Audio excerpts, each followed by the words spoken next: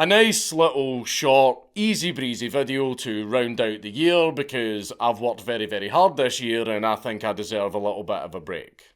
After all, it's New Year and that means it's time for drinking. And I am quite partial to the odd beverage. I like to slither around the main street at night on my hell march with the lads. I am something of a social creature, after all.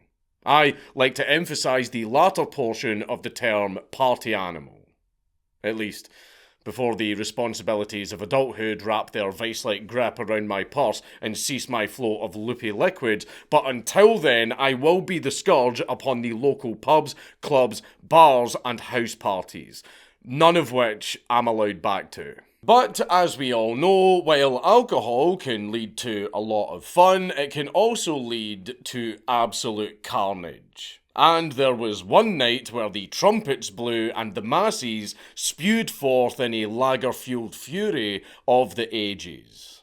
A short yarn of great fun that led to many alcoholics from all around the world looking back and saluting at their finest hour. 10-cent beer night.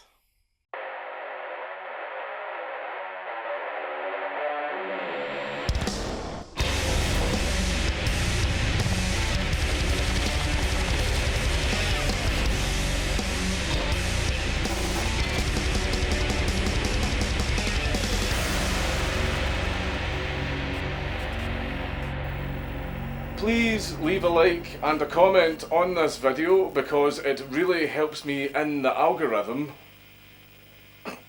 Today's sponsor is me, because we don't have many sponsors this month because the economy is in the toilet. Thank you, Biden. But anyway, this is where I take the opportunity to just shout out my own stuff because I definitely don't do that enough. So if any of you want to go over and subscribe to my second channel where I usually do about 2 uploads a day, usually talking about news and politics and mostly free speech centered subjects. And also if all of you want to subscribe to the Patreon, because there's actual perks on there now. I'm sure you've seen by now, you get your name listed at the end of the video. Also, we have some chat rooms and stuff like that where I give some insider information on upcoming videos, and there's just all kinds of perks now.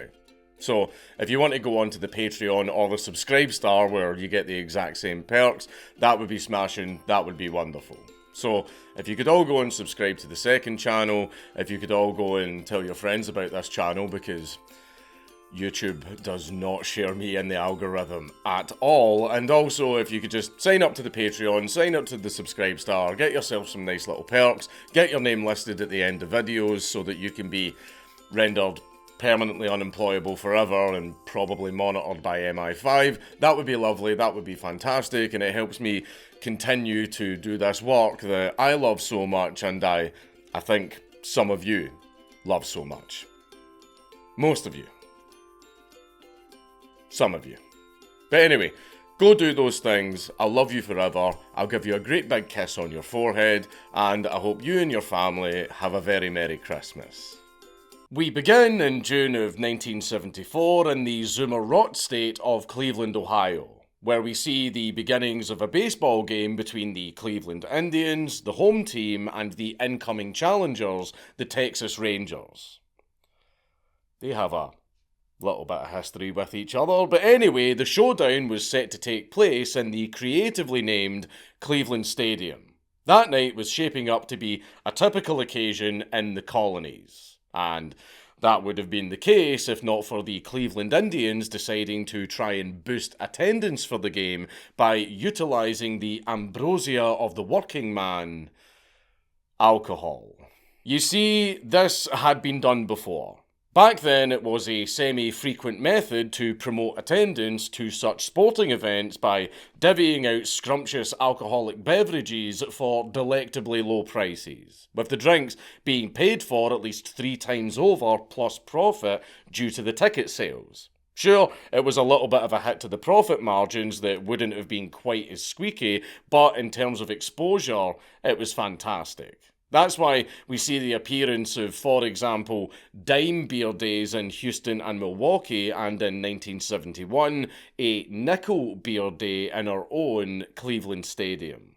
So, of course, when the idea was floated once more to partake in such a strategy for this upcoming game on June the 4th, it made perfect sense. They settled on 10 cents per cup, with up to 6 cups per purchase. This is completely uncharted territory. Completely unimaginable, especially today when you're averaging around a tenner each minimum for a cup of lager-flavoured water. However, they may not have realised that there was trouble to be had on this night, due to the previous match between the Rangers and the Indians resulting in a scuffle that escalated into a bench-clearing brawl. That's when all of the players get up off the benches and run in to Brawl. This spat between the two teams seemingly resulted in a smidge of bad blood between the fans, made worse by the fact that the Indians fucking sucked at baseball. So when the rematch was announced in the Indians' home turf, there was no fear of reprisals, as according to the Rangers manager, Billy Martin, they don't have enough fans there to worry about. This is the same Billy Martin who lost to a guy named Gaylord Perry. That's his actual name. Apparently, he was an incredibly accomplished player, but I don't care about baseball. This guy's called Gaylord. Back on topic, it turns out that Billy was sort of correct. But not really. While it is true that there were very few die-hard Indian fans present, due to the promotion of the 10-cent beers, the demographics started shifting, and more importantly, swelling, with there being a sudden influx of younger people who just showed up and wanted to get absolutely fucked up for a very affordable price. And there was enough of them present that there ended up being double the amount of people in attendance than predicted. Before the match had even started, the beer was already causing problems. The beer trucks were understaffed and absolutely overwhelmed by the inebriated hordes, resulting in the staff of the trucks just walking out and leaving the crowds to fill their own pints. There was also the presence of flashers and mooners, a random woman walking onto the pitch who was trying to kiss the umpire, as well as streakers making their appearance, with one of the latter sprinting for his fucking life across the pitch with nothing but one sock on. This was a sign that tonight was going to be anything but a normal game of baseball. So the match starts, and honestly it seems like for the first half of it, it was a little bit rowdy, but otherwise it was uneventful. The odd pitch invasion occurs and a minor scuffle between players broke out that resulted in chants from the shit-faced crowd, but other than that, it was smooth sailing. Until it wasn't. When the Rangers argued against a call from the umpires over an assault on the pitch from a Cleveland player, an enraged gaggle of drunken teenagers started throwing firecrackers and apparently cherry bombs into the Rangers dugout.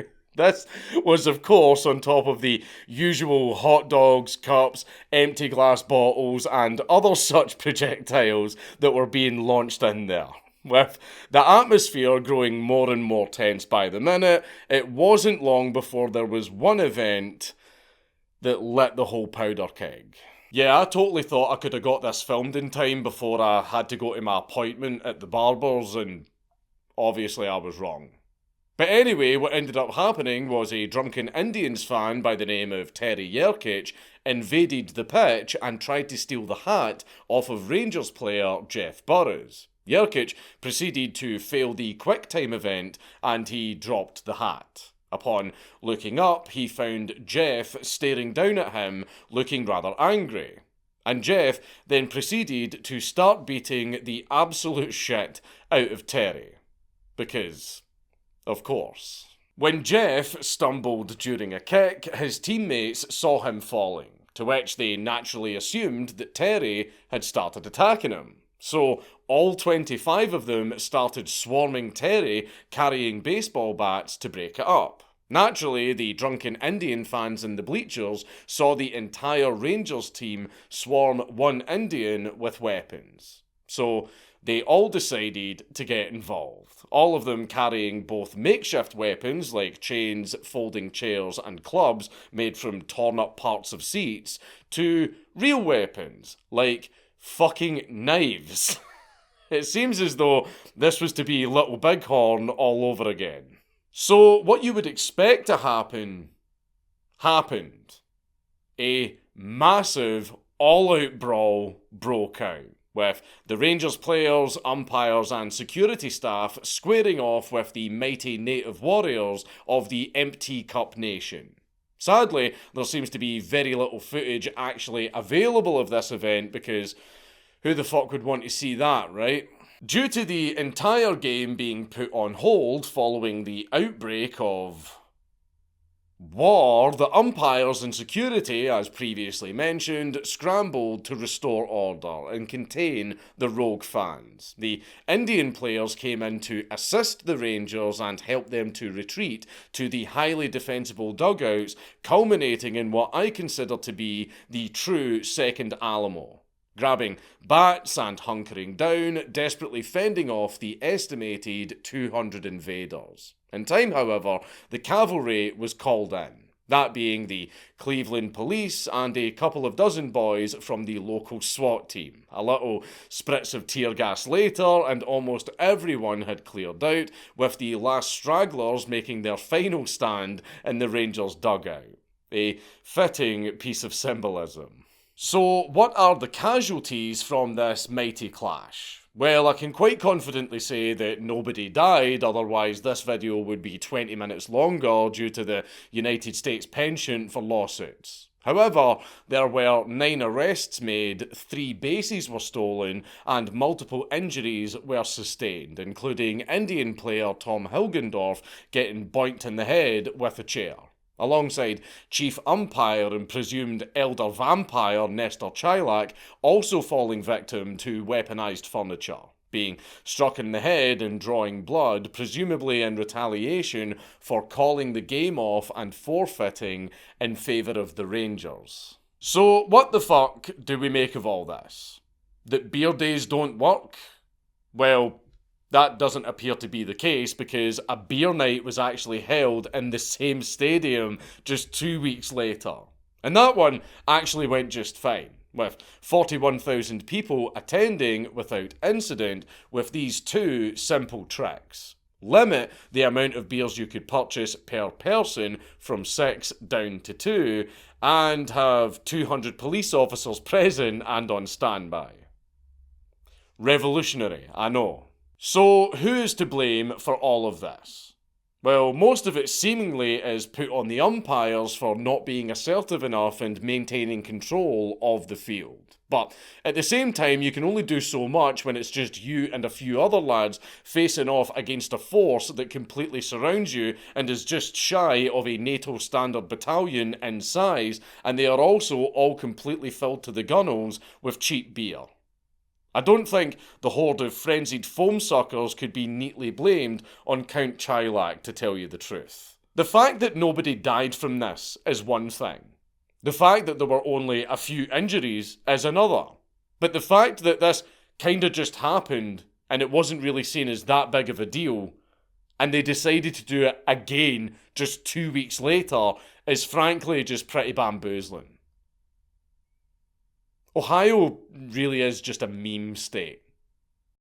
It's Count Dankula on YouTube. Everybody just subscribe.